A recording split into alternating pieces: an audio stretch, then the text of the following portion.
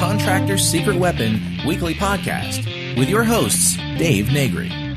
This program is dedicated to helping contractors, remodelers, painters, roofers, roof cleaners, and business owners in the construction industry gain an unfair advantage over the competition. This program supplies you with information that the competition doesn't even know exists. This session brought to you by ContractorsSecretWeapon.com. Hey, this is Dave Negri with Contractor's Secret Weapon, and today I have a great guest with us, Lauren Hazel, and she's a direct response copywriter and marketing consultant known as the Story Brand Specialist, which is rather unique. And what she does is she helps small businesses use the power of story to grow their sales and attract more qualified leads. And she specializes in email marketing and would love to discuss on how you guys can use email marketing to grow and create recurring revenue with your businesses by having her help you develop your brand story. So, Lauren, thanks so much for being with us today. I'm just excited to hear what you had to say. Hi, everyone, and I am very happy to be here and to share some of my knowledge to help everyone out there listening to grow your businesses and continue to be competitive now, 5 years, and 10 and 15 years from now. Awesome. That's what we like, long-term relationships. So I noticed on one of your topics on your blog that you can share too much. Yes, you can. So tell us how, because I know that everyone has a tendency to want to spill the beans and sell everything right out of the gate. So what's your solution to that? Well, first of all, it's really very, very basic marketing principles where you may or may not know. So what usually happens, especially when we're dealing in businesses where there's contractors and someone's having a house built or something repaired, is that the contractor wants to say, hey, I can fix your sink, I can have somebody fix your plumbing, I can do electricity, and overwhelm whoever they're speaking to.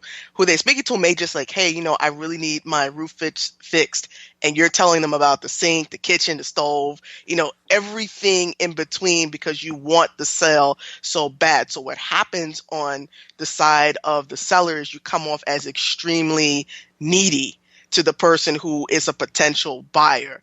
And what that usually does is a signal that, hey, something's not quite right here. And especially with service businesses, you have to be extremely careful, especially in contracting, because sometimes in contracting, you have companies and individuals that have very bad reputations that have carried across your county or your state, Yeah. So if you're selling like that, it's like a high alert system. Like, oh my God, they're about to cheat me. This might be related to so-and-so. And it may be so far from the actual truth, but that's the perception in our minds, especially when we've had bad experiences with contractors or plumbers, in our sacred place, our home. That's supposed to be our safe place. Yeah. So whoever we let in, we have to have a trust with them. And if I just need you to fix my floors, you need to really just talk to me about floors at that moment. Yeah, it's kind of interesting because I'm tell me what you think about this. I always tell people, same thing about their marketing is if you're going to market a service, then market one service. Right. Because invariably they'll ask you, what else do you do? Because it's the natural question, and you might get it in the beginning, but usually you might actually get it towards the end. Now, on the online world, they would call things like upselling. That's usually when the upsell would come. Right. So let's say you're a contractor and someone has called you in and they wanted to remodel the kitchen, and they specifically were asking for the floors and the cabinet. So you've got the contract. Let's say we've gotten to that point and the work is being done. It's beautiful. You keep them updated. You're doing all the good things that a service provider would or should and be doing. I'm sure everyone in your audience is doing. At the end, they're like, at the end, you can either bring it up, which is a suggestion, like, okay, listen, your cabinets and your floors are done. You like the work. Hopefully you're getting the nods of yes and approval. I love it. And then you can say things, hey, well, I noticed this and that. Are you currently working on XYZ? I don't know what else the contract might do. Yeah. So it might be floors, whatever. But you bring it up that, hey, I noticed a couple of things and maybe it's a problem you notice. It's like, listen, this might be a problem later on. Your kitchen, everything is fine. But this, you might want to think about getting that taken care of. 99% of the time, the person's like, oh, really? Do you do that? Yeah, it's amazing. It's amazing. And you don't confuse them. Yeah, you don't confuse them. It's the natural progression, especially if you're good at what you do and you're doing everything right. It's going to come. Either you can bring it up. I always suggest to clients, okay, listen, bring it up. Like teach, if you're not the one actually doing the work, make sure you're training everyone who works for you that, hey, I noticed this, or would you like this taken care of? Or, I also do this in the future if you want. Most of the time people saying, yeah, I'm thinking about doing that. Do you know somebody who does that? Or can you do it for me? Or do you have a referral list? Right. Every client I've said, hey, say that or do that. It always happens. And other 60% of the time, during a middle of a job, I've worked with clients that say, hey, they've asked me to do this and that, and I didn't even have to say anything. I was like, yes, it's the natural progression where you don't hit people with a hose full of water. Yeah, yeah, you give them a sip at a time. Yeah, no, that's awesome advice. I live by it, and I try to tell everyone to do that, but they sort of get stuck in that. I think they get stuck in that. I've got this piece of marketing that needs to go out, and they need to know everything I do so I get the most for my marketing dollar. But actually, it confuses people, and they end up throwing that marketing piece away. Yeah, and me as a direct response copywriter, my job is whatever. If our goal is to get the sale, then that's what I'm writing towards to get you leads or to help convert leads, right? If you do a list of 40 different things, it is extremely difficult to whoever's writing your marketing pieces to actually write an advertisement that has a chance of working. Yeah, It's extremely difficult. that's when you get paid the magician fees, right? Yeah, that's when you get paid the magician fees. However, depending on the market, if they tell me it's like they give me the market, I turn around and I do the back research again on the market just to verify that what they believe to be true is actually true. And it turns out like, hey, these people really need roofs and floors, then we only should be talking about roofs and floors. We can't talk about that you do plumbing and that you do this and that you install pools, because that's not what they're looking for at all. Just from coming at it from a problem perspective from the buyer's side, and the other thing is it also depends on, if you know your customer very well, their price range. You might do pools really well, but you might be targeting a group of people who can't afford or don't have the ability to have a pool in their house or in their backyard and can't pay for it. Absolutely. That's one of my pet peeves too. Why are you marketing to people who can't afford your services? Right. It actually is a big problem. There's millions of dollars wasted nationally just on that. I tell guys, just send me your money. I'll go out to dinner and let you know how dinner was. Because that's about the extent of what a bad piece or a bad area will do for you. I know it's just crazy sometimes. So how did you get into, you told me a little bit about your story, and one of the things that, like I said earlier, that I saw on your website, I think it was a post, was that you had learned the secret to get your clients, that's where this came in, your clients calling you and actually begging you to do business with them because of a secret that you had found, but it's not really a secret, it was just something that's been lost in times, really, isn't it? Yes, it's not. It's a secret that's not a secret. Yeah, no, it is. Yeah, it's like one of those when you realize. I know we're really building this up, people. We're really building this up. When you realize what's being done to you, you're going, "Oh crap, that was awesome," but we don't think about it. So tell us how you got started in realizing what this not so secret thing is. Well, first, before I got into doing what I did now, I was a high-end math tutor in New York City. So New York City is a relatively expensive place, and being high-end, that was upper middle income. I was basically working for families that if I said some of the names you probably would recognize on buildings. So high-end, these are people who pay $50,000, $60,000 for middle school for their children. So this is like upper crust. Yeah. I was charging a minimum of $100 an hour, but when I started out, I wasn't able, I was charging like maybe $15 an hour as a tutor in New York City when I first started out, right? You were the envy of your friends, huh? Yeah, I was like if there was a list about top 10 tutors in New York, I actually made it on that list. There Oh, that's actually awesome. was an article maybe about 9 years ago about one of the freelance guys, and I actually knew him because he tutored SAT, and I was on middle school and high school math while he tutored the SAT. So my clients were his clients to a Yeah. certain extent. But what happened was I was trying to get clients in this upper crust. I knew I was good at what I was did. I worked in schools, so I knew I was good. I had really good results, but I couldn't figure out why can't I seem to break into that market? Why can't I seem to really convert? Even though I knew I had the skills and I had proven testimonials of people, and I just couldn't figure out what was going on. And it was kind of interesting. I'm a big reader and I'm very big into fantasy and fiction. And one of the ways I teach is I teach students math. And I had a specialty with students with disabilities. And I would take the biggest movie of the year or the biggest books that they were reading, or and I would read those books, take the characters, and turn them into math problems, Wow. and kind of teach them math as well as teach them story. So when I had clients that had dyslexic and couldn't read the books, but I knew that their classmates and their friends read these books that they couldn't read, I would read the books and give them the plot and math problems so they can actually pass math and have the interaction with their friends. What I found out was that the kids kept coming back to me and convincing their parents they wanted extra sessions to me because they liked the way I taught them math. It was like they weren't taking math classes. So I was like, wait a minute, let me attempt something. If this is working with the kids I'm working with, maybe I can flip this and work this on the adults a little Yeah. bit. So I started going to events and meeting these parents face to face, and I started asking them like, hey, how's your kid? How's their kid doing in school? They're doing this with the math or whatever.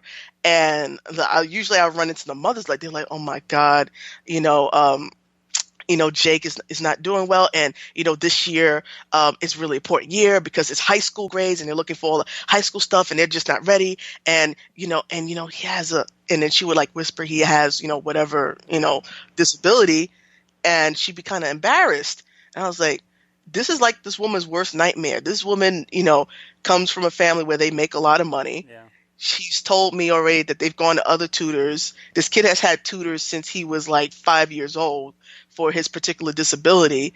And he's like the dumb guy in school because of it. And it's affecting her because the parents are looking at her like, what's wrong with your child? Yeah. How can and it's all this stuff these women were confessing to me, and I was like, okay, now I got the picture of what this looks like.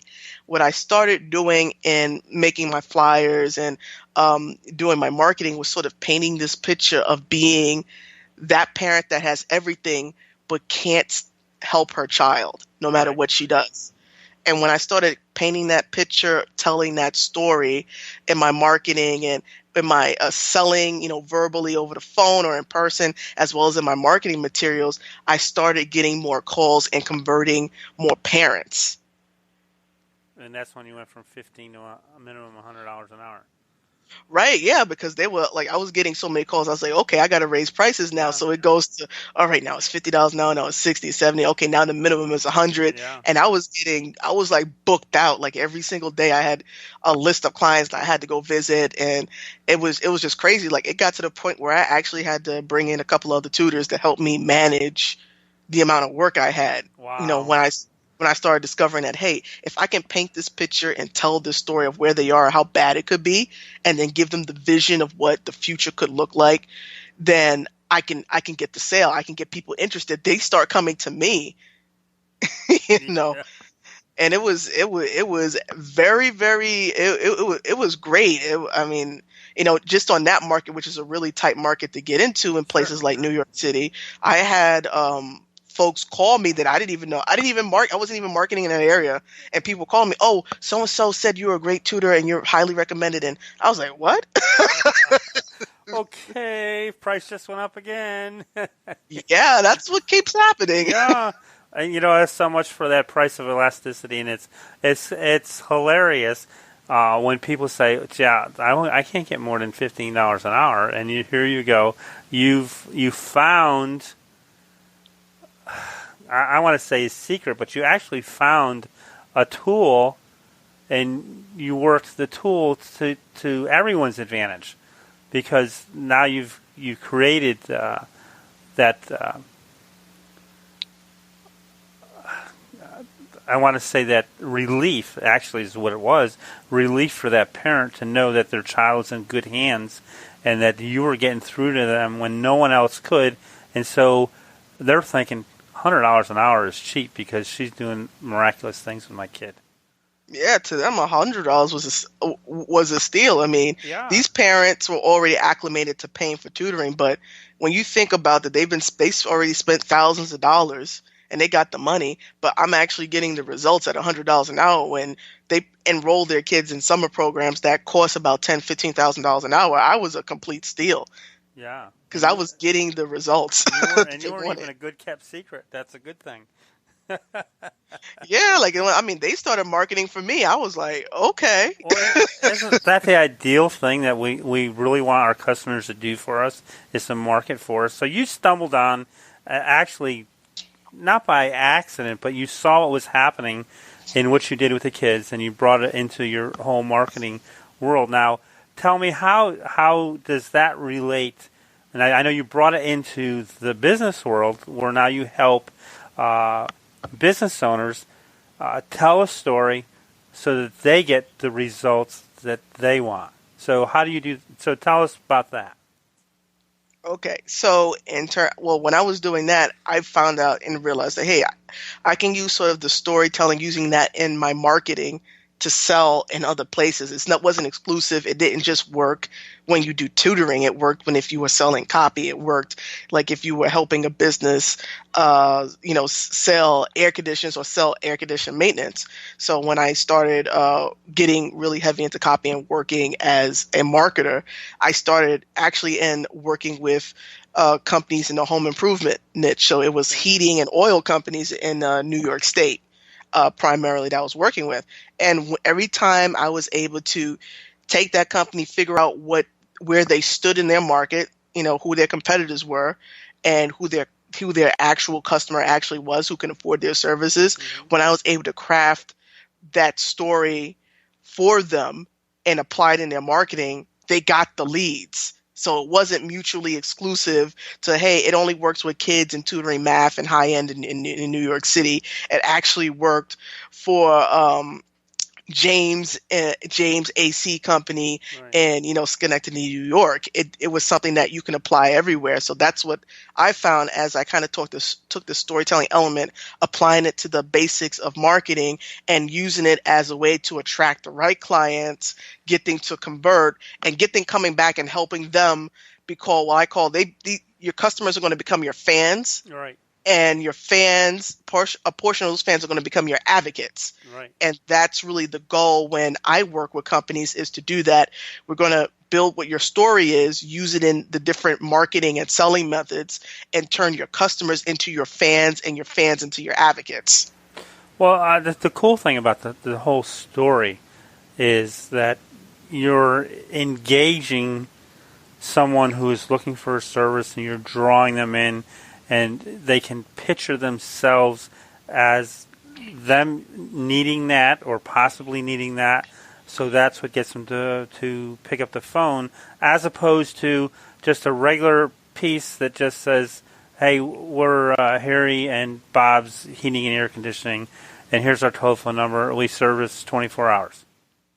Right. It's really the difference. If you see it as in fitness, think about it this way. Fitness industry is really good at doing before and after pictures, which is another visual way of showing a story. We see somebody's before pictures where they're not as sexy. We can all associations of being fat, like you're not confident, everything comes up. And then we see the after pictures where they're in some sexy dress and they're wearing clothes that they probably wouldn't wear. The fitness industry is really good at doing it. So what I try to do is get my clients to see that we need to do that. We're going to do that for our customers. So instead of you sending a mail piece, if you're doing direct mail, of just some words saying, hey, this is Jim and Sons, and we are a plumbing company. How about you show up advertising if you're doing direct mail showing a busted pipe in a basement flooding and destroying, what people put in their basement, they usually have it for storage or such, right? Yeah. So destroying all their pictures that they can never get back, and which is actually a true story. It actually did happen to me in my house, but Great story to go with. Run with it, right? Yeah, run with it. Yeah, I mean, the pipes in my house busted in the basement with the boiler, and had stored pictures and rare books in the basement currently, and it just flooded the basement. It was like 1 o'clock in the morning. I heard it was like boom, and I went downstairs. I'm like, oh my god! I had to wear boots to even crawl through the amount of water, and at that moment, I don't care about anything else. I need to get the pipes. I don't know what I'm doing before I kill myself in this place. I just need some help, right? Yeah. If you can create that urgency within people, you can get them to pick up that phone and call you and say, hey, I need you over here now. No one cares about cost at that point. When your basement is flooding, no one gives a damn. They just want you there and making it stop like yesterday. So creating that, the only way to create that is to paint that vision of that worst case scenario. I'm losing my family heirlooms in my basement because my pipes bust. I don't know how to turn off the water. I can't even get the pressure to go up in the sink. Can't take showers. Everything stops in life because of this issue. I just need you here now. So being able to use that kind of story, I mean, that's happened to me in my house, but that's happened to thousands of other people. Oh, yeah. Yeah. And if you can tap into that, and say, hey, this is the before, you call, and this is your after. A cleaned up basement, perfectly new pipes, no running water, no damage. People are going to pick up the phone. If you could tell that story, you're going to attract people.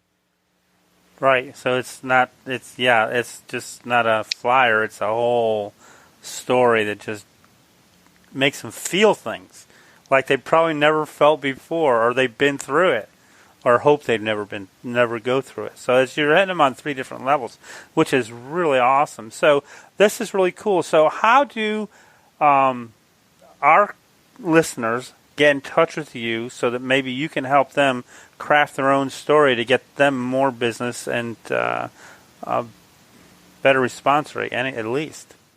Yes, no problem. So my website is storybrandstrategist.com.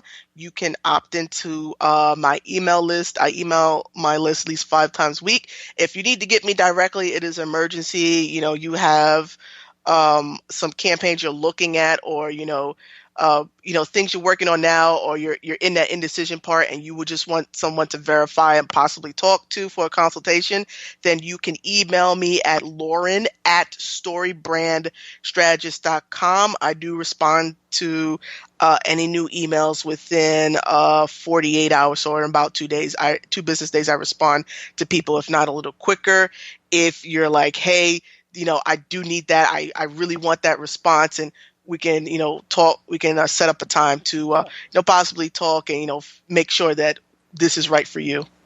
That's awesome. So this is really unique, guys, to have someone put together your story on what you can do and why you can do it, as opposed to just sticking out. I'll just put it as a boring flyer.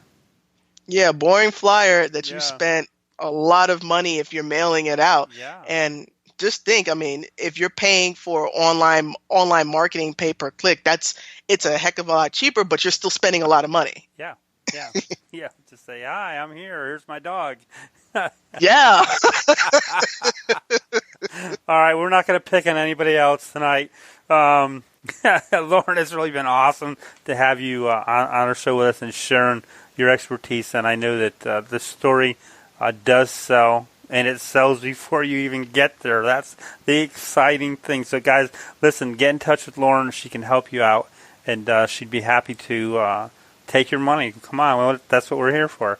So, thanks, Lauren, for sharing with us today. No problem. It's a pleasure. Okay, cool.